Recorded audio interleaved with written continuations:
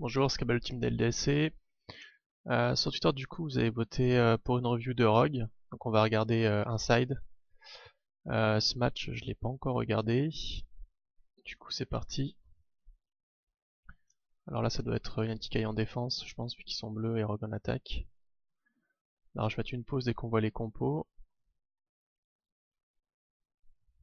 Hop, ok. Donc la compo de Rogue. Euh, donc ils ont 3 persos à forte mobilité qui sont capables d'atteindre n'importe quel top, c'est-à-dire Tiva, Winston et puis Genji avec un boost de Lucio. Concernant les deux autres persos, alors si le but c'est vraiment de prendre les tops, bon, personnellement j'ai une préférence pour Zenyatta pour le premier, au moins pour le premier point à la place de Ana. Et concernant Macri, bon bah la KM c'est un des meilleurs Macri au monde, donc je suppose c'est pour ça qu'il est sur Macri, pour apporter un peu du DPS depuis à mon avis le main sur ce que vont attaquer les autres. Perso, si j'avais pas KM dans la team, j'aurais peut-être préféré une Tracer qui peut se faufiler sur la gauche ou par le tunnel et essayer de prendre les ennemis à revers dans le bâtiment au top. Donc là clairement le but, si je mets à la place de Rogue, c'est de prendre l'info, donc seulement un perso au milieu qui prend l'info pour savoir où sont les targets principales, c'est-à-dire, bon là nous on connaît la line-up principale, mais les targets principales ça va être leur DPS, donc Macri ou Ana. Donc prendre cette information là, et une fois qu'ils ont l'info, bien entendu il faut qu'il y ait vraiment qu'un seul qui se montre, hein, pour pas que l'adversaire sache que vous stackez tous normalement ici. Ensuite, c'est déclencher un boost Lucio pour permettre, on va dire, aux 3 targets qui volent, entre guillemets, pour atteindre directement la cible et la tuer direct. Donc normalement c'est ce que je ferais, on va voir ce que fait Rogue.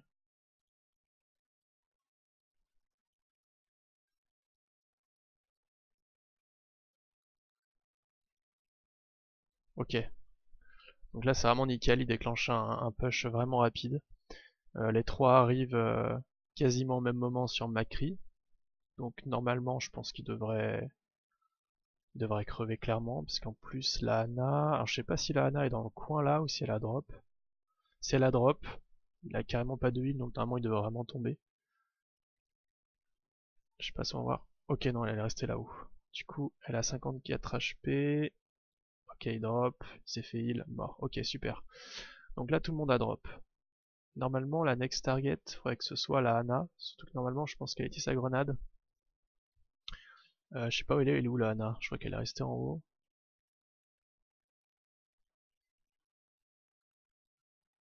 Ouais, donc clairement Ana. Du coup, côté Rogue, on voit qu'ils ont perdu AKM. Ok, donc c'est de retour sur Ana. Alors, attendez, je reviens en arrière 2 secondes. On a combien là? 34. 89. Ok, donc là Wins il a attendu de récupérer son... Donc la DPS sans de récupérer son cooldown pour voler de nouveau, et ensuite il est directement sur elle, donc c'est un super move.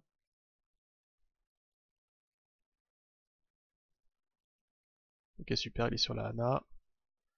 Elle drop de nouveau. Entre temps j'avais pas vu mais ils ont perdu Reinforce et Knox. Ok.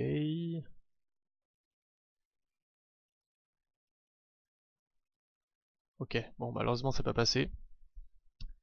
Donc là il y a une spam en attaque, malheureusement après les teamfights, bah voilà c'est pas passé, donc là ils vont se regrouper normalement. Pour l'instant Rogue ne font pas de changement. On voit que Unko et Tevik sont assez proches d'avoir leur ulti. Donc là clairement avec leur compo le but c'est d'utiliser l'ulti de Ana sur Genji. C'est assez destructeur. Donc à mon avis c'est un peu leur plan initial. Là si je suis Rogue je retente, je essaie de reprendre l'info et je retente le même push. C'est-à-dire le push pour sauter sur Macri ou Ana. On va voir ce qu'ils font. Par contre du coup le Macri, donc je sais pas vraiment comment ça s'est passé, il s'est fait tuer assez rapidement. Là je switcherai soit pour une tracer pour aller en haut et enfin essayer d'apporter du soutien en passant par tunnel et essayer de prendre un revers, soit vu que là bon il y a 3 tanks normalement le switch logique ça devrait être un Reaper. Alors ce qu'ils font après, donc là je ressaute clairement top droit, Donc là on voit qu'en plus Attica il y a exactement le même placement, ils se sont placés de la même façon. Le Rodog, le Reinhardt, et derrière c'est le Lucho. Et le Monkey qui prend l'info, qui peut de protéger rapidement aussi. Je pense qu'il est capable aussi de sauter directement et d'apporter un bouclier pour aider le DPS. Et la Ana qui est bien placée, elle est pas atteignable tout de suite. Donc là, l'Antika, ils ont un placement qui est assez intéressant. Mais bon, toujours est-il que là, bon là ils ont l'info du Macri ici, je crois que c'est un tir du Macri, donc là je suis Rogue, je retente le même push.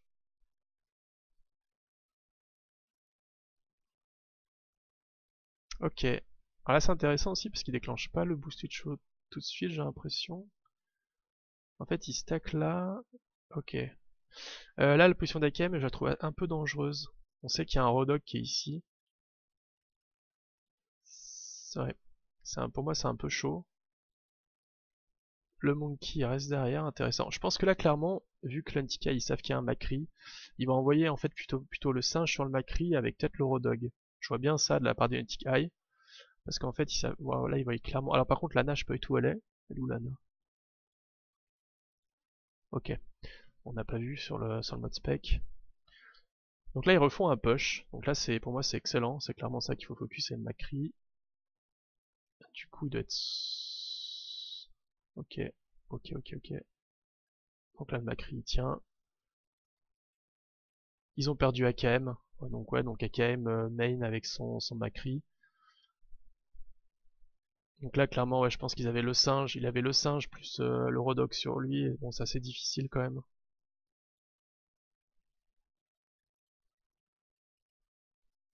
Donc pour l'instant ils perdent des joueurs. Ok Diva. Alors là c'est intéressant parce que Lunatic Eye ils veulent tuer la Diva. Moi dans cette situation perso je la laisse vivante. Et je la tue au dernier moment. Vraiment pour essayer de faire perdre un maximum de temps à Rogue de la part de Lunatic Eye. Donc là c'est intéressant qu'il la tue.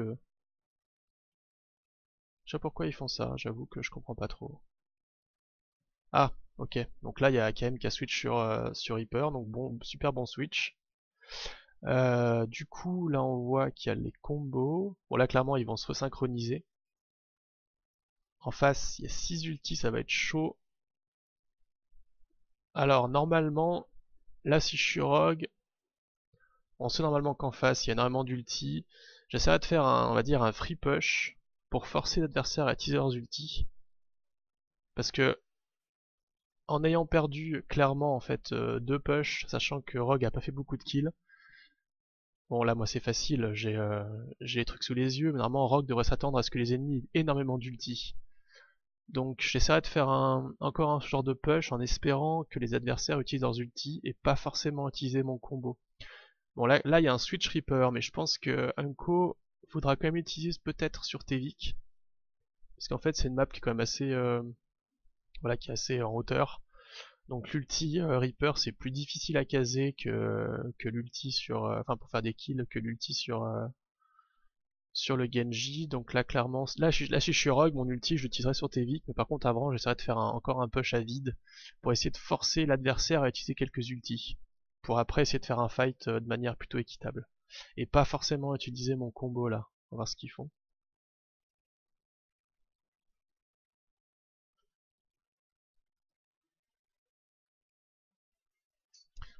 Ok, là c'est intéressant aussi parce que Wins va avoir son ulti. Du coup ça change la donne. Si Wins a aussi son ulti, même s'ils ont moins d'ulti, ils peuvent potentiellement les utiliser. Il y a moyen quand même de faire beaucoup de kills, parce que l'ulti de Diva est quand même assez intéressant.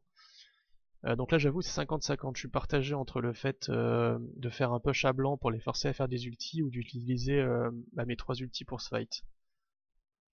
On va voir ce que fait Rogue. C'est intéressant, on voit que les Coréens s'adaptent. Ils savent que Rogue a pushé 2 fois top droit. Du coup ils amènent leur Reinhardt. Ça c'est vraiment intéressant ça. C'est une bonne adaptation. Je suppose qu'ils l'amènent parce que Reinhardt a son ulti. Donc il suffit de péter la bulle de Winston. Si rien que Force saute dessus, il met sa bulle. Une fois que la bulle de Winston est pétée, Il peut foutre un ult. Normalement, bah du coup ça va caber potentiellement des 3 trucs qui sautent, donc Wins, Tevik et Rainforce. Je pense que c'est un peu le plan initial des Coréens. En tout cas, c'est une bonne adaptation. Alors là, toujours si je suis rogue, je refais le même push.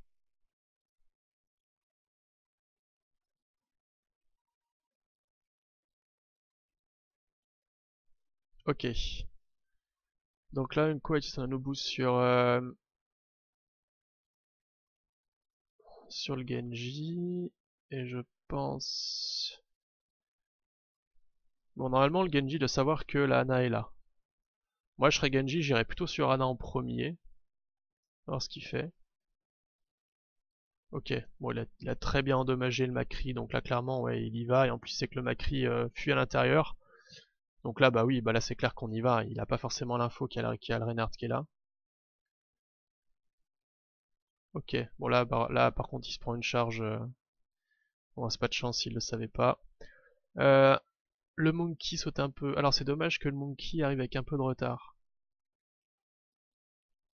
Là je pense qu'il y a un tout petit problème de synchro. C'est vraiment dommage que le Monkey arrive vraiment en retard. Je pense que si le Monkey serait arrivé en même temps, il y aurait moyen que le Monkey...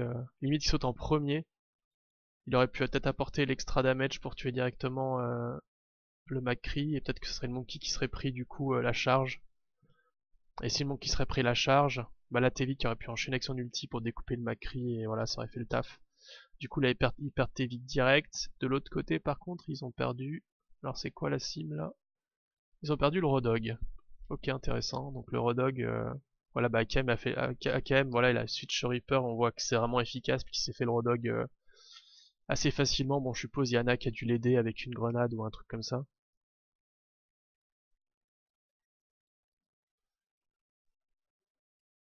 Ah ok, donc ils avaient fait un push apart. Intéressant. Ok, donc en fait ils ont envoyé au moins Genji et le singe main. Ah donc c'est pour ça que le singe avait pas dû bénéficier du boost Lucho.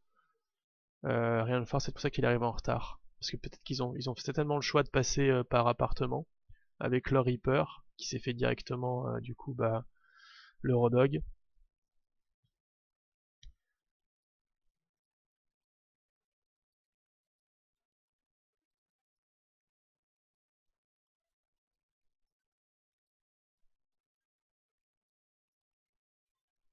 Alors là, Vince a utilisé sa bombe.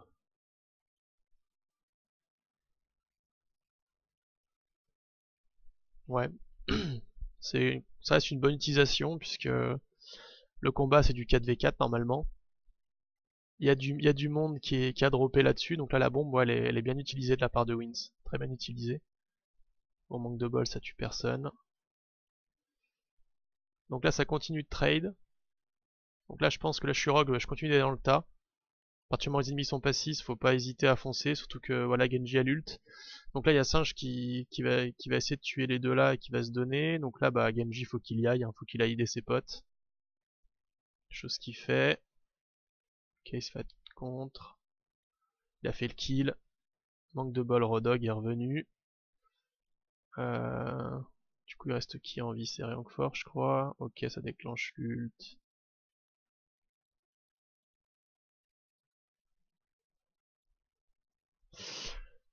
Ok. Bon là normalement, Rogue a l'info qu'ils ont utilisé tous leurs ults. Ils ont 2 ults. Donc là il va falloir qu'ils y aillent et qu'ils utilisent leurs ults.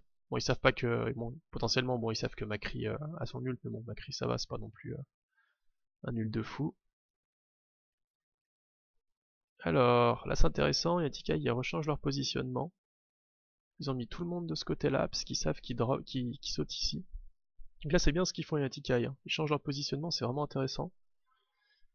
Rogue du coup bah refait le même genre de push je pense. Ou alors ils ont pris le... Ok.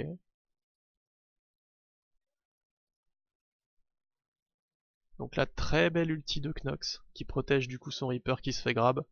Du coup Reaper bah voilà on voit la puissance de Reaper contre les tanks.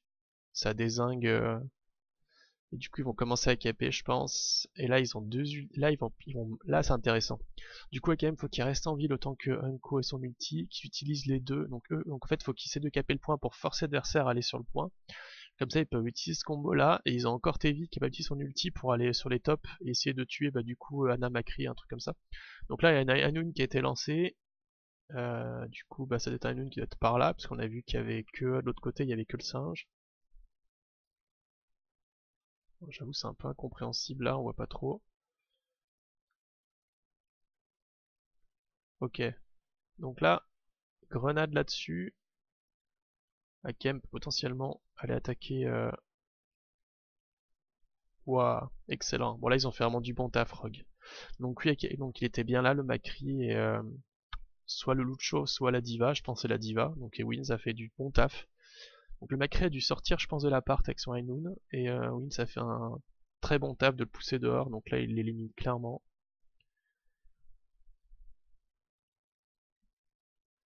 Voilà donc.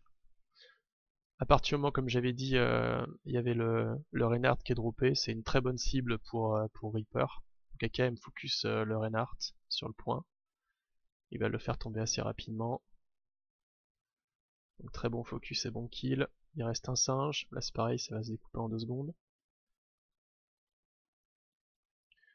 Donc pour l'instant ils ont tué tout le monde sauf le singe, j'ai dit pas de conneries. Il y a eu le ripop. Ah non, il y avait aussi le Lucho. Ok. Là l'ult. Je pense, bon après c'est peut-être moi qui est un peu greedy, je pense que je l'aurais gardé pour la suite. Parce que le Lucho avec Reaper on le désingue quand même en 3-4 secondes. Il me semble pas que Rogue ait perdu de gars, donc là ils sont 6 sur le payload, 6 sur le payload, normalement ils sont tranquilles. Pas forcément besoin d'utiliser l'ult.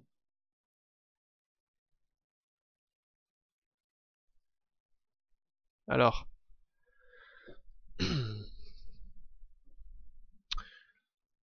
Là il y a que 2 mecs qui capent. Et là je suis... On va voir si on met 3 ou pas. Ouais non ils ont 2. Alors bon pour info quand il y a 3 mecs qui capent, ça c'est 5 secondes par fragment. Et 2 c'est 8 secondes. Sachant qu'ils ont tué des mecs ici, moi je serais Rogue, je serais resté directement à 3. Comme ça, caper de là à là, ça fait à peu près 7 secondes. Et vu que le respawn c'est 10 secondes, on est sûr qu'il y a au moins 3 mecs qui respawn mal. Et du coup on peut snowball. Là le fait de faire ça, il y a de grandes chances... Ouais, le fait de faire ça, il y a de grandes chances qu'ils aient le temps de se regrouper. On va voir, mais je pense que... Enfin bon, du moins pas le dernier gars, hein, mais je pense ils seront au moins 5 à être ensemble. Ok, donc là ils viennent à 3, nickel. Voilà, donc il y a eu 5 bons spawns. S'ils avaient mis directement ici 3 gars, à partir de là, il y aurait eu 3 bons spawns et 3 mauvais spawns. Et du coup là ils auraient pu tout de suite après foncer et snowball comme ils peuvent quoi. Donc là du coup ça les force à revenir en arrière. À partir du moment qu'on a capé, ce qui est intéressant, bon là ils savent normalement qu'il n'y a qu'un seul mauvais spawn. De toute façon vu que ça c'est à l'arrêt, là généralement ce qui est intéressant c'est d'essayer d'attaquer directement l'ennemi. Mais le but c'est vraiment de pas mourir. Faut essayer de faire direct un pic assez rapide. Et après revenir à 3 au payload, on va voir ce qu'ils font. Là ils ont l'ulti de Wins, l'ulti d'Unko. Donc Unko de son ulti là je pense qu'il va utiliser maintenant sur Reaper, à moins qu'il y ait vraiment des dégâts en l'air pour utiliser sur Tevik. Ça s'utilise quoi qu'il ça s'utilise en combo. Ok donc là il pose une bombe. Bon, la Wins a tenté une bombe pour tuer je pense des bonhommes qui étaient là. Bon c'était quand même bien tenté. Ça a pas marché mais bon c'est pas grave. L'adversaire on voit qu'ils ont fait un petit switch monkey sur Zarya. Du coup ils ont toujours 3 tanks. Donc Reaper est toujours efficace contre eux. Par contre maintenant je switcherai ma diva pour une Zarya.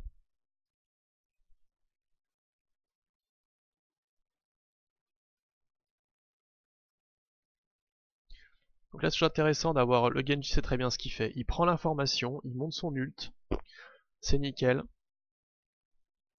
Pour l'instant, bon là, clairement, là, le but, du coup, maintenant, c'est de pusher le payload jusqu'à, on va dire, le passage piéton avant de faire quelque chose.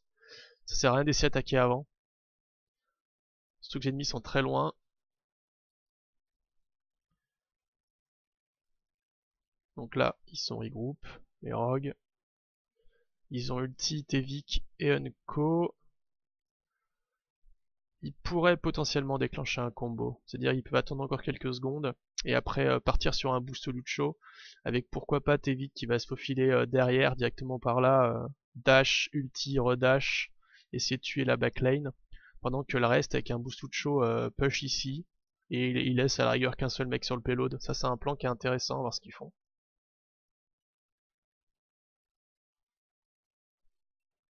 Pour l'instant il déclenche pas, il reste en défense.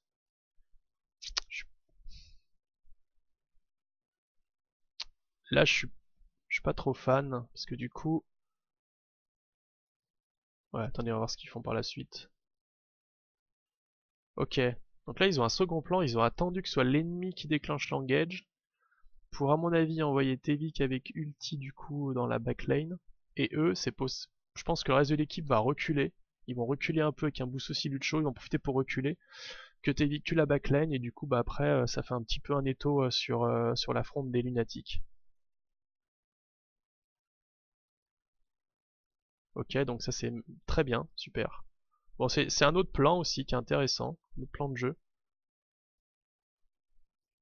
Du coup, ils ont perdu. Ah bah donc ouais, donc Landforge, j'avais pas vu, il a fait un switch. Bah, attendu, Reinhardt, il n'y a plus besoin de pour la seconde partie, dernière part, à moins qu'on snowball, à partir du moment où le Monkey est mort, faut switch sur Reinhardt. Donc là, ils ont fait un bon switch. Et Win, c'est à switch sans Zarya aussi. Donc voilà, donc très bonne compo des rogues. Ça allait bien adapté contre cette compo, j'aime bien. Donc là, du coup, ils ont perdu Reinforce quand l'ennemi engage. AKM est resté protégé du coup avec le pack et a tué un tank. Donc là pour l'instant ils ont l'avantage. Donc c'est très bien de la part de Rogue. Là ensuite on essaye de tuer, voilà, ok. Normalement, donc là le but clairement voilà. À partir du moment où les ennemis passent en mode retraite, là c'est limite, faut laisser qu'un seul mec sur le payload et il faut bourrer pour essayer de les tuer. Parce que là si on les tue, on va gagner à chaque fois 10 secondes. Et donc normalement on sécurise le second, on va essayer de sécuriser vite fait le second checkpoint. Donc là c'est très bien ce que font Rogue, ils maintiennent la pression, ils tentent le snowball. Donc là focus Tevik sur... Ok, bon là moi j'ai pas le son. Là clairement il a entendu qu'il s'est tapé dans le dos. Donc là il s'est retourné. C'est un peu dommage que Zarya survive. Mais bon de toute façon là elle se file en plus avec Ana. Donc là c'est quand même un très bon move de Tevik, hein. C'est super ce qu'il fait. Donc là maintenant il passe plutôt sur les... il passe plutôt sur le Macri et la Ana. La Tevik revient parce qu'il a plus de points de vie pour se faire healer par Unco. Donc là on voit ce qui est aussi une des puissances de Rogue. C'est qu'en fait il crève quasiment jamais. Et ça c'est super important dans le jeu. Là, Tevik, il aurait pu potentiellement essayer de crever, mais on voit que ça sert à rien, parce que non seulement il revient, il va monter l'ulti d'Ana, et en plus, bah, il est toujours là pour le fight. Donc là, c'est très bien ce qu'il fait Tevik. Très bonne maîtrise de sa vie. Pas de ses points de vie, du moins. Là, maintenant que les ennemis sont 6, bon, lui, ils l'ont tué, je sais pas quand, mais il va rip-hop. Là, le but de Rogue, c'est de reculer. Ils ont quand même AKM plus Knox, donc potentiellement s'ils savent que les ennemis vont arriver, ils vont essayer de faire un mini trap avec l'ulti d'AKM pour sécuriser ce second checkpoint. Là vraiment le but c'est d'utiliser leurs ultis pour qu'ils aient à tout prix ce second checkpoint.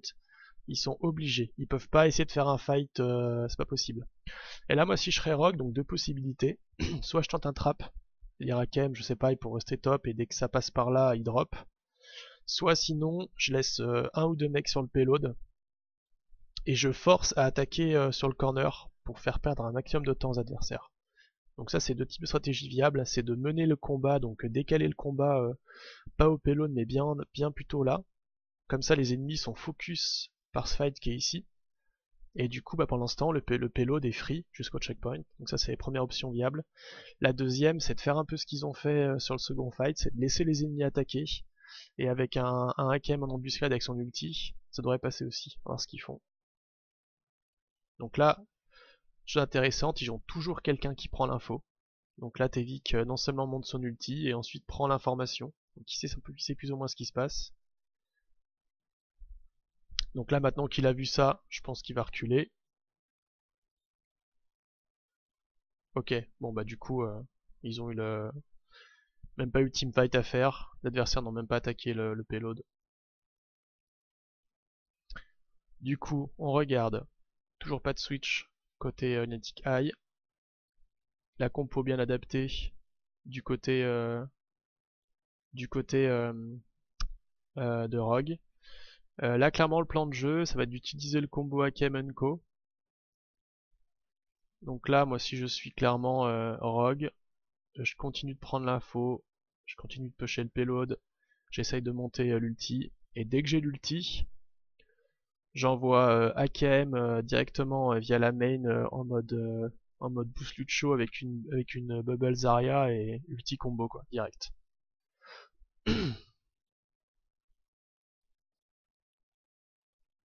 Donc là maintenant c'est Wins qui prend aussi l'info avec Zarya, ce qui est très bien, parce que du coup il va pouvoir monter son ulti, il va pouvoir se charger.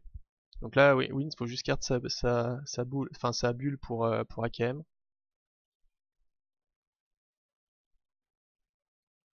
Donc là ils font un très bon travail de scout. Là normalement, vu ce que font les adversaires, il y a de forts potentiels qui vont engage dans moins de 5 secondes. Donc là,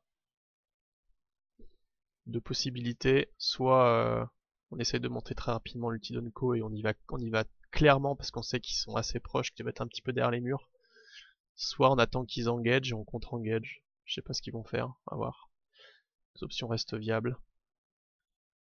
Ok, donc là Tevik passe par la gauche, c'est très bien, ça lui fera un autre champ de vision.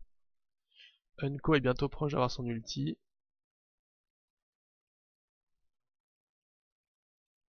Un slip. Bon là clairement le slip, ils peuvent y aller. Le slip, ils peuvent directement engage, ils savent qu'il n'y a pas l'ulti du Reinhardt. Là je suis rogue, j'engage cash. Ok, le réveil, soit. Ok, le réveil, bon. Et là normalement ça devrait déclencher assez rapidement le combo. On va voir. Ok. Là vu que c'est l'adversaire qui a engagé first avec ulti Zarya, si je suis rogue, j'utilise rien du tout. Aucun ulti et je le fais au prochain fight.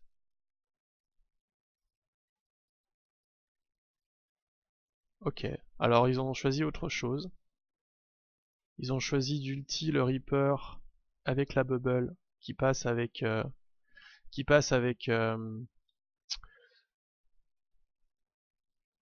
en forme fantôme pour l'attaquer directement là-bas. Ok, pourquoi pas, ça marche aussi. Si là-bas à peu près 3-4 targets avec l'ulti d'Akem, ça peut le faire.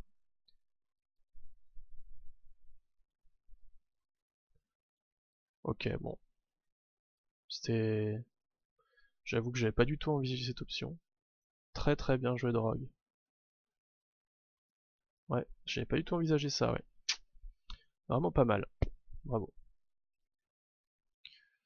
Alors là du coup, Rogue, il est tout seul à KM si je dis pas de conneries. Donc là je suis à KM, j'ai de pusher on va dire au maximum. Voilà, le but c'est pas de crever, hein. Faut pas pusher jusqu'à ce qu'on crève, c'est il push au maximum qui peut le payload et après il va essayer de rejoindre ses potes de manière safe. KM, sa vie. Ah ok, bon il y a aussi Reinhardt. Voilà par contre ici ils sont que deux, c'est le même style, hein. Il faut qu'ils maintiennent une distance quand même assez grande. Dès qu'ils voient l'adversaire qui avance, faut vraiment qu'ils se barrent et qu'ils rejoignent ses potes. Faut surtout pas qu'ils meurent. S'ils meurent du coup, ça fait bah du coup à chaque fois 10 secondes de respawn. Donc là, je serai rock, je commencerai à reculer. À moins qu'il soit 6. J'arrive pas à voir là sur le mode. Je suis en 1080.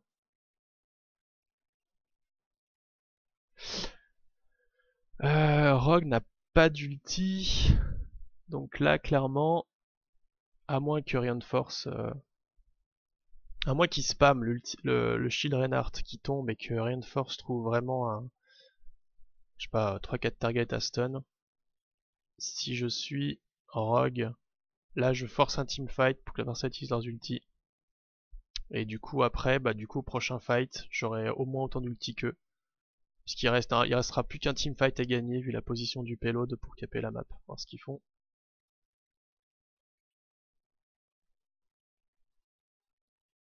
Ok, donc il force le teamfight, ce qui est excellent. Ça force l'utilisation de l'ulti, donc de Ana et de Rodog.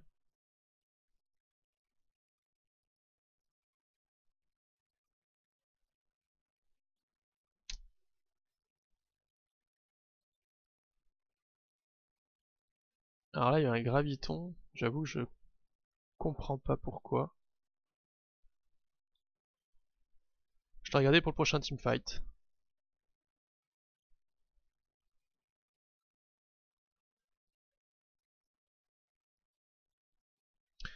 Ah, alors ça c'est vraiment excellent ce que font Rogue. C'est-à-dire que Unko bah, du coup appeler à l'aide derrière. Donc là il y a une target qui on va dire tout seul, enfin qui s'est commit.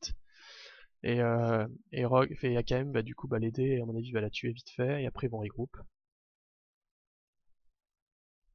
Ok, donc en fait ils ont plus de monde que prévu en vie. Bon, j'ai pas très bien suivi ce teamfight. Et du coup ça continue. Et finalement, donc, bah, du coup c'était un bon graviton puisque ça a retourné le. Ok, donc là l'ulti bah nickel, ça c'est clairement bien fait. Ok, bon voilà. Bon bah c'était un mea culpa sur le graviton, ça devait être. Et voilà, Rogue a gagné. Donc, du coup j'en reviens sur le dernier fight pour essayer de comprendre le graviton. Voilà, alors là, il se passe quoi exactement? On revient un petit peu au dernier fight. Là, Rogue, son infiltration numérique. Win utilise son ulti. Voilà, donc c'est là où je suis pas tout à fait d'accord. On va regarder pourquoi il a fait ça. Du coup, pour l'instant, le Reaper tue le Rodog qui était dans le graviton. Ok. Donc là, c'est égalité, 5v5.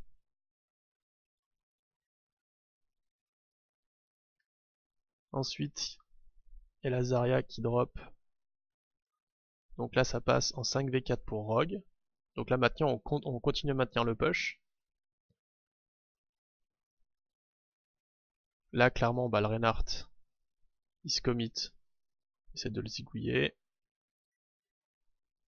Et on voit que AKM fait toujours du bon taf parce qu'en fait, il reste en vie. Ça, c'est important dans le jeu, c'est de rester en vie. Et ça va du coup remonter l'ulti d'Unko qui va l'huile, donc il prend pas la petite vie ici, bien entendu.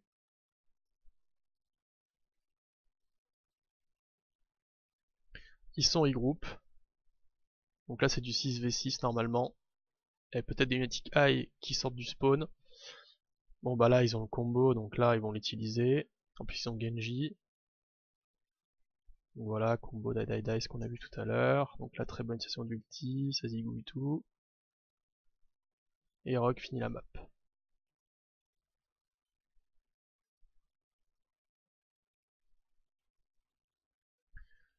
Voilà.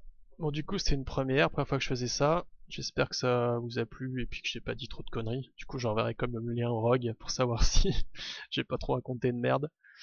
Je vous dis à bientôt. Bye tout le monde.